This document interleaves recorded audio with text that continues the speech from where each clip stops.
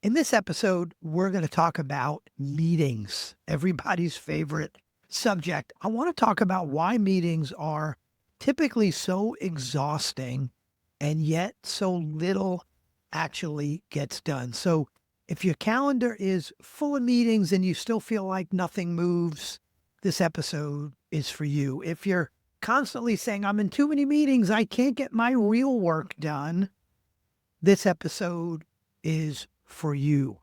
The problem is leadership meetings tend to drain more energy than they produce. They drain energy, but they don't drive real actions. And especially for those of you senior leaders listening, if you're a senior leader listening and the complaint resonates, I'm in too many meetings, I can't get my real work done. I hope by the end of this episode, you understand that if you are a leader, meetings are where the real work gets done. So if your meetings are broken, or even if they're not broken, but they're not working very well, we've got to figure out how to fix them. So let's talk about what is broken in most leadership team meetings. In most meetings I'm a part of, there is too much status and not enough decisions, not enough drama. There should be drama in meetings, like you're watching a great movie. Meetings should be about answering key questions. And yet it's a whole bunch of people saying, I did this, I didn't do that, I tried to do this, I left this voicemail. There's no clear agenda or clear outcomes for meetings. A lot of leadership teams just get together because they know they're supposed to get together weekly or monthly or quarterly, but they're not driving the right discussions. The same issues are rehashed every week, and they tend to be whatever is most urgent. We don't have time to discuss the important stuff that's going to impact where we are by the end of the year or by the end of 3 years. We've got to talk about the big client problem we have right now. The other thing I see is that there is very little follow through on action items. Great ideas may be talked about, interesting ideas come up, but we've got to get through the agenda and we're running out of time.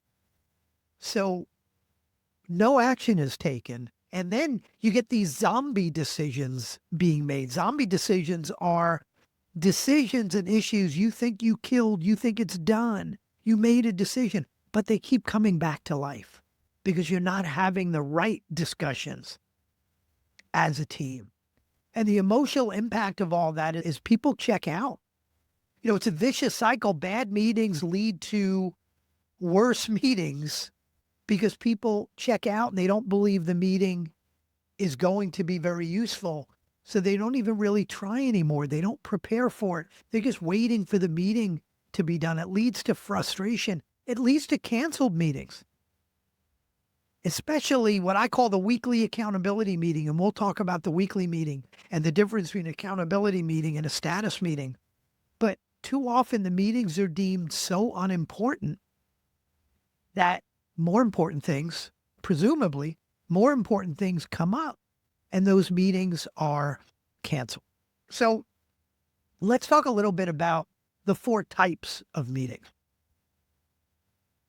We're going to talk about strategy/planning meetings, progress/execution meetings, ad hoc meetings, and one-on-one meetings. So let's talk about each one. First, the strategy/planning meeting. These are typically annual planning retreats, quarterly offsites or onsites. Doesn't really matter where they are, although being offsite tends to be helpful because you don't get interrupted quite as much. This is where big decisions are made. This is where priorities are defined. Talent is assessed. The objective of these strategy and planning meetings, whether they're annual or quarterly, number one is long-term vision. Making sure the team is aligned around a long-term 10 to 15 year vision for the company, and to make sure the leadership team are all not only understand that vision, They're evangelists of that vision. For a point A, we need to know where point B is. When we're having a tough day, we need to look up and say, I remember why we're doing this because I know our core purpose. I know our 10 to 15-year big, hairy, audacious goal. So that long-term or that almost never changing vision is something that you align around in an annual planning meeting. Typically, you may talk about them in a quarterly planning meeting if maybe you need to change some things, but they're typically defined in the annual planning meeting. And then you have your midterm vision and plan, which may be about a 3-year vision and plan on what you want your company to look like, smell like, taste like, feel like, sound like. What are the numbers that you're trying to hit in 3 years? What are your key initiatives for the next 3 years? And I use the word initiatives to mean 3-year priorities. So that's important, certainly in the annual planning meeting when you define those. And in the quarterly planning meeting, you're going to review those, make sure you're on track, and maybe tweak and reprioritize if you need to. In the annual and quarterly strategy and planning meetings, you're also talking about issues and opportunities. Typically in a weekly meeting, you don't have time to really dig deep into the major issues and major opportunities going on. Great time to do that is the annual and quarterly planning session. You also may do that a little bit in a monthly meeting and in an ad hoc meeting, but we're talking about the annual and quarterly meetings, the strategy and planning meetings right now. Certainly in your annual meeting, you're going to create your annual plan, the numbers, the annual priorities. In a quarterly meeting, you're going to review that annual plan, make sure you're on track, reprioritize if you need to. In a strategy and planning meeting, you also need to look at organizational readiness from a structure standpoint. And I use something called the functional accountability chart to look at what are the functions of the organization, who's accountable, how are we measuring success for each of those functions. And then, of course, if you've listened to any episodes or read any of my books, we talk every quarter and every annual planning session about talent density. We assess the performance of everybody's direct reports on productivity, on culture fit. Are they high performing, medium performing, low producing, low culture fit? Come up with actions, calculate your talent density indicator, your percent high performing individuals minus your percent low performing individuals, so we can benchmark how we're doing on people growth. It's not just let's come up with a plan and assume we're going to execute on it. In strategy and planning, we need to look at organizational readiness from a structure and a talent and a performance standpoint. And whether it's a quarterly plan or an annual plan, in these strategy and planning meetings, the quarterly plan is most important. The last thing you should do as part of your annual planning is your quarterly plan. The last thing you do in each quarter's planning session is you do your quarterly plan. I say it's most important because it's these 90-day sprints where shit really happens. When you have a plan for a year out, for 3 years out, for 10 or 15 years out, that's great and that's important, but there's too much time there. There's too many things that can change in a year or certainly within 3 years or more.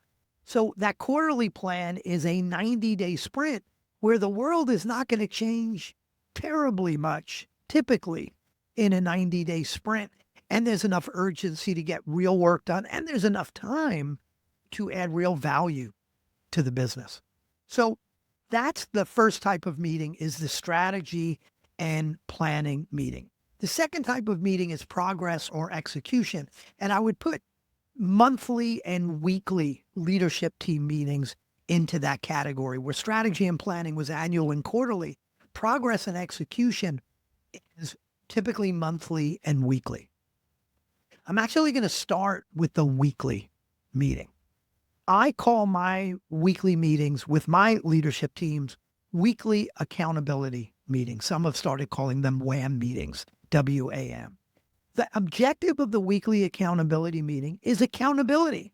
It's not status. Status is boring.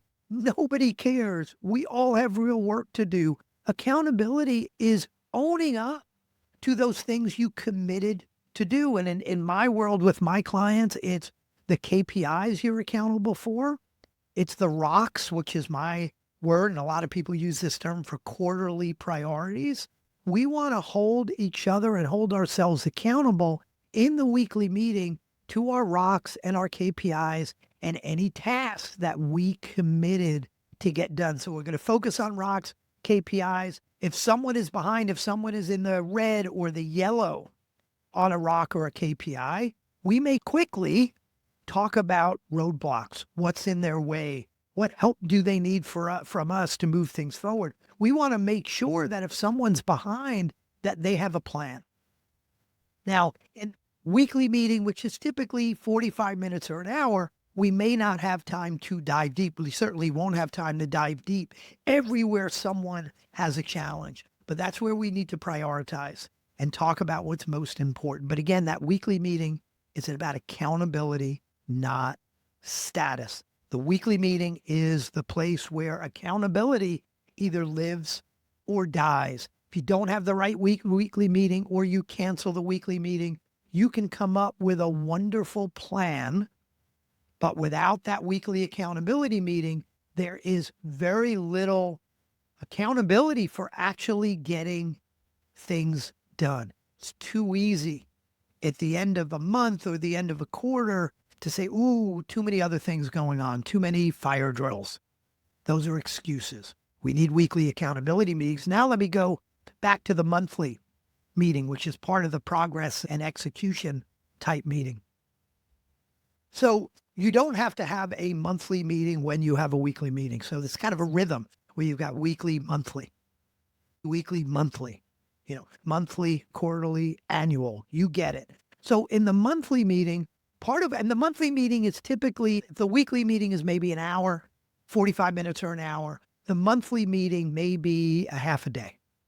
For some of my clients, they actually have a full day monthly meeting. And before you think of that and say, that's overkill, let me tell you what's in the monthly meeting. So first off, there is a weekly meeting inside a monthly meeting. So everything you do in the weekly meeting around accountability for rocks and KPIs and tasks, what I call who, what, whens, that happens in the monthly meeting. The difference between the monthly meeting and the weekly meeting is a few things. Number one, it gives us a chance to dive much deeper on rocks and KPIs that are not going well. Rocks and KPIs where we're not in the green, we're in the red or in the yellow, or maybe something where we're in the green, but we've got an opportunity to do more, or we see danger ahead of us where we're predicting we're not going to be in the green much longer. We can dive deeper. We can dive deep into issues and opportunities. I said we talk about those in the annual meeting and the quarterly meeting, but life moves too fast. The world moves too fast to wait until a quarterly or an annual meeting to discuss an issue or an opportunity. So you want to make time in your monthly meetings for that. And then lastly, in the monthly meeting is reprioritization. So when we come up with our quarterly rocks and our KPIs and who's accountable in our quarterly meetings or our annual meetings,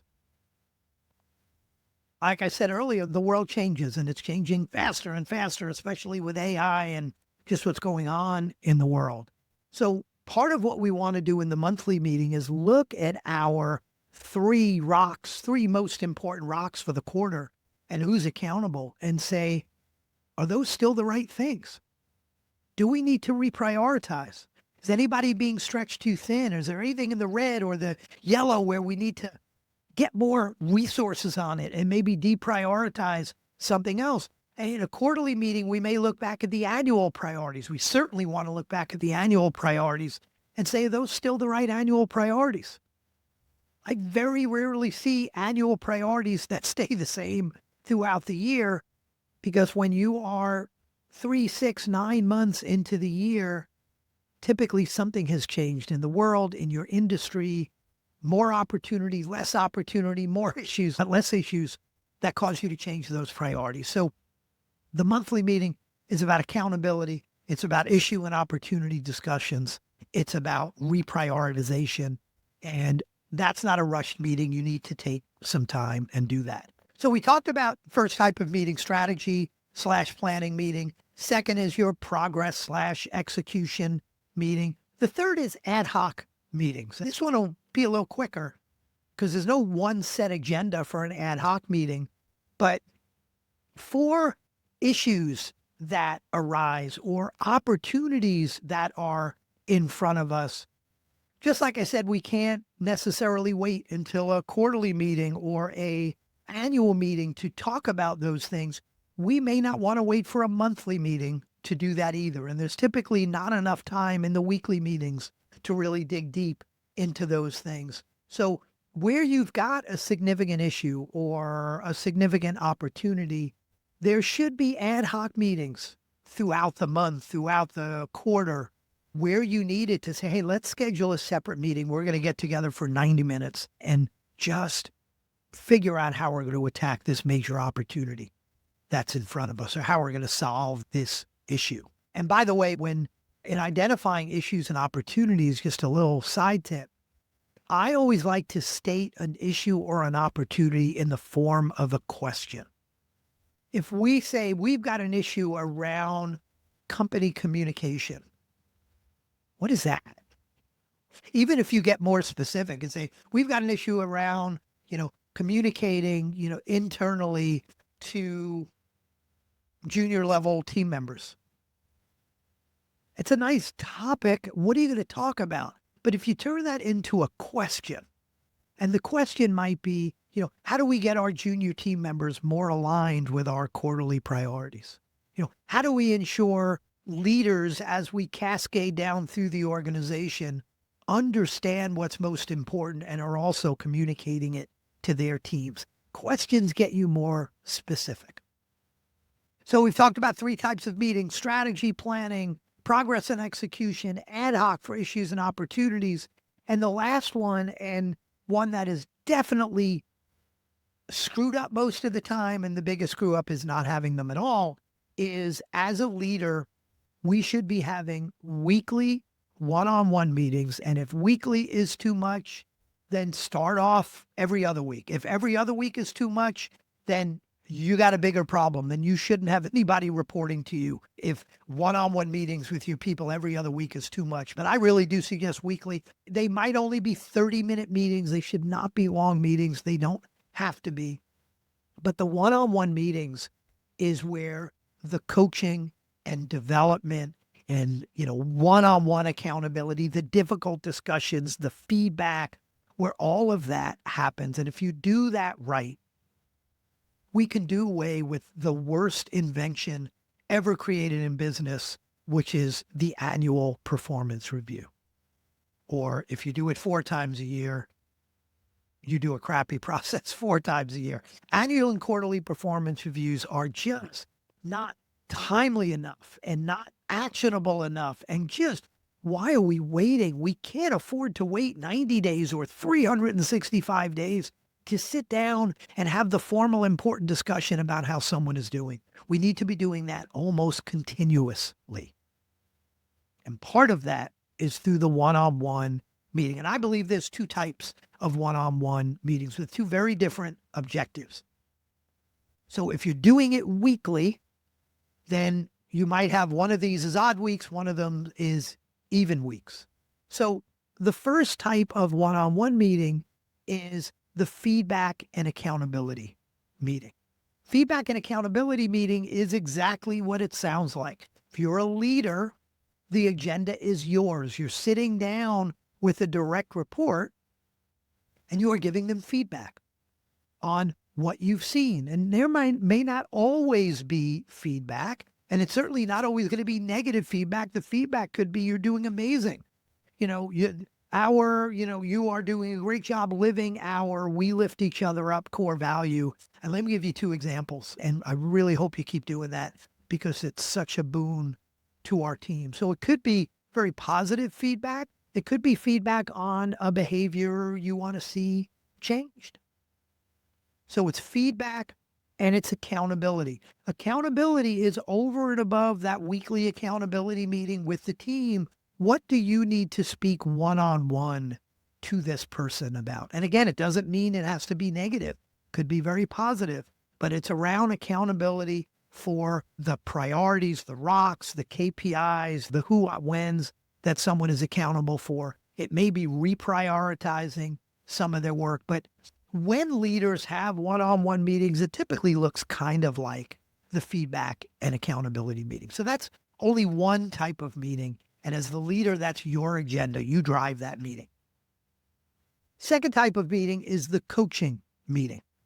The coaching meeting is not your agenda as the leader, it's the direct reports agenda. And that's a time where they come to you with something that they need help with, an opportunity that they need help moving forward on, an obstacle that's in their way, or relationship at work they're having a problem with. Maybe it's a career planning aspiration. Maybe they want to be challenged more. Maybe they want to be challenged less. It's something they're coming to you with that they need help with. And your job as a leader is not to give them advice as much as it is to coach them.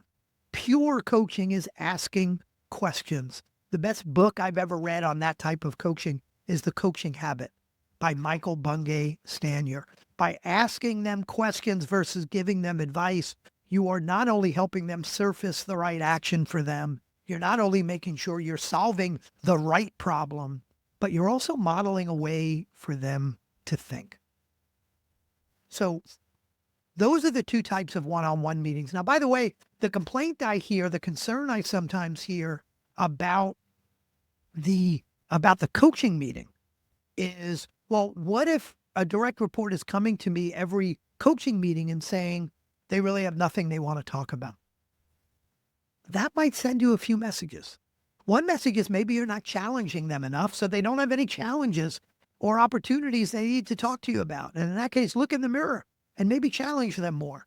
It may be that they don't feel like they could be open and honest with you. That's a problem as well. Maybe they're not very coachable. Maybe they're having problems, but they don't want any coaching on it. Or, they're afraid of you challenging them more. They just want to kind of hide, outside that bright light of accountability. Maybe they don't even know they're having issues. They don't know what they don't know. Either way, that's a problem with coachability. So 4 types of meeting: strategy and planning, progress and execution, ad hoc, and then the one-on-one meetings. So 2 more things I want to talk about. I want to talk about meeting culture a little bit, and then some of the tools. So from a meeting culture standpoint, in making sure people have the right mindset and attitude in meetings, number one, I like to start all meetings from the weekly meeting all the way up to the annual meeting. I like to start all meetings with good news.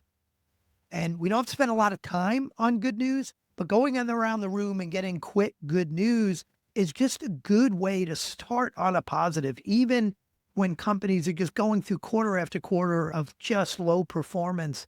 It's really important to shine a light on, hey, there are actually some good things going on that we could leverage. And I truly believe that you get more of what you focus on. So starting with good news is just a great way to start a meeting.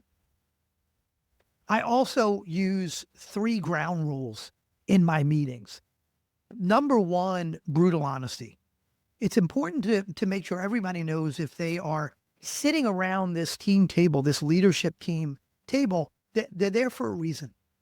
They're there because we need to hear their voice. Brutal honesty doesn't have to be brutal, but it means say that thing, especially when it feels difficult. Because that difficult thing, that thing you're not sure how the team is going to take, is probably the most important thing the team needs to hear. So ground rule number 1 is brutal honesty. Ground rule number 2 is no shame, no blame. So when we're being brutally honest, it's never to point the finger at anybody. It's not to hurt somebody. It's not to shame anybody. It's always to figure out how we could be smarter moving forward. Now, it may mean that brutal honesty is holding someone accountable for something they screwed up, for something someone is doing that's hurting the team. But again, we're not doing it to shame them or blame them or gang up on them. We're doing it so we could be a better team moving forward. And then the third ground rule is disagree and commit. And this is sometimes the hardest for leaders to really get. It is really important that we disagree as a team. I had a leader say to me once, if we're in a meeting with 6 people and everybody agrees, we've got 5 too many people in that meeting. So disagreement, conflict is really important. In fact, I did a recent podcast all about conflict as a strategy for a team. So disagreement is important, but once a decision is made and everybody's voice has been heard, we need to leave that leadership team room committed to executing on that decision and making it work. It doesn't mean going back to your team and saying, oh, I'm so sorry. They decided to go with option A. Let's make the best of it. That's not disagree and commit. Disagree and commit is going back to your team. Even if you didn't agree initially with that decision, you would have gone with option B, not option A. Disagree and commit is going back to your team and saying, hey, we decided, not they decided. We decided option A. Let's figure out how to make it work.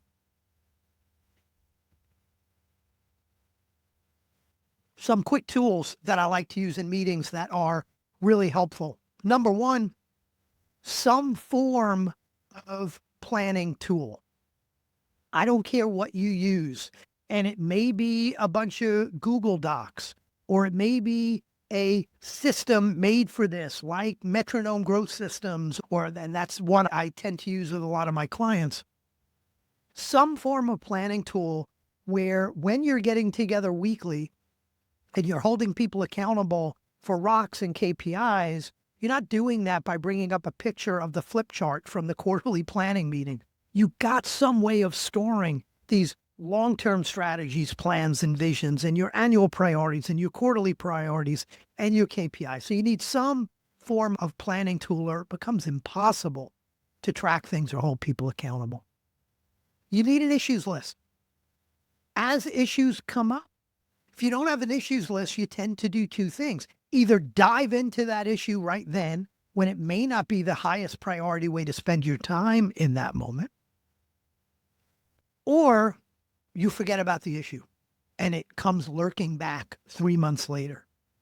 So make sure you have an issues list. And then in your monthly meetings, quarterly meetings, annual meetings, bring up that issues list. Make sure you've got some time, as I said, to talk about issues and opportunities. You could grab 1 or 2 right off the issues list. Similarly, have a priority parking lot. Sometimes things come up as potential priorities, potential quarterly rocks, potential annual priorities, but they're just not a top priority in that quarter. There are more important things that need to happen first. It may be that you have a real visionary CEO that has 1,000 ideas and you can't possibly implement them all right away, but some of them are really good ideas. You need a place to put them. So have a priority parking lot to put those ideas.